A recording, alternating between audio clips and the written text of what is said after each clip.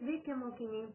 Šiandienos pamokos tema Aldona Liobytė Devyniabrolė. Drama su dainuojamaisiais intarpais.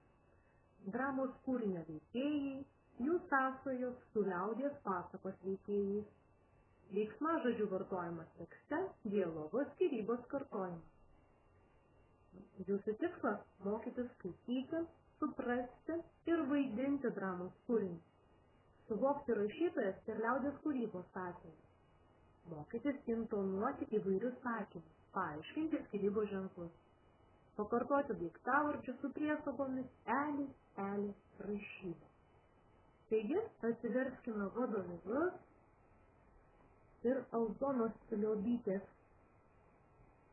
ištrauką iš 3 veiksmų scenos pasakos vaikams Devyniabrolė veikėjai.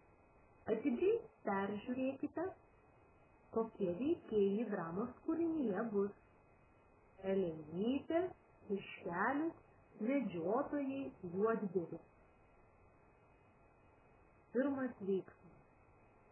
Autorė aprašo, kas vyksta. Dramos kūrinyje visuomet būna aprašymas. Kitu šriftu parašyta, kas kalba. Šiuo atveju skliautelėse rašo, jog dainuoja. Perskaitykite dramos kūrinį Devyniabrolė visą. Atsakykite į klausimus paraštėse.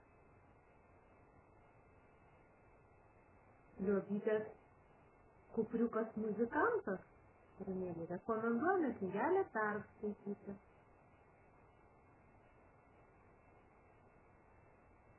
Tautosakos kūriniai, pasakos, dainos, mįslės, patarlės tai yra vaikais stebuklingas šaltinis, iš kurio ne vieno rašytojas semtasi tautos išminties, šmaikščių žodžių. Štai kaip ir Devyniabrolė.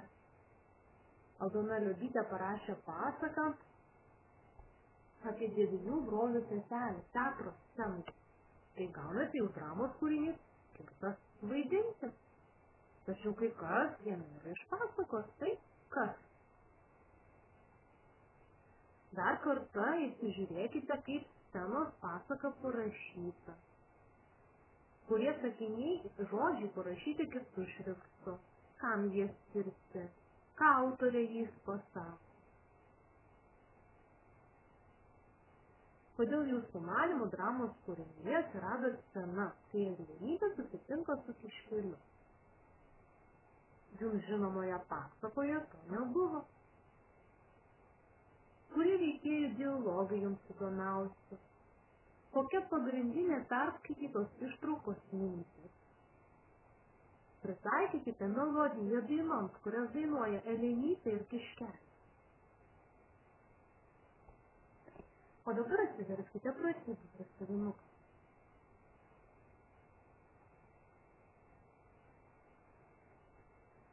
Dar kartą perskaitysite Aldonos Liobytės kūrinio Devyniabrolė ištrauką ir rašysite praleistas raides, kurią taisyklės, kurį klausimus pritaikyti.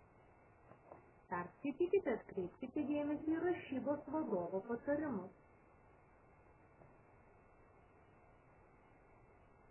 Antroji užduotis – ištrauka iš lietuvių pasakos Devyniabrolė ir jų sesuo Elenytė. Perskaitykite dialogą. Sudėkite trūkstamus skyrybos ženklus. Patikrinkite. Trūko šių ženklų.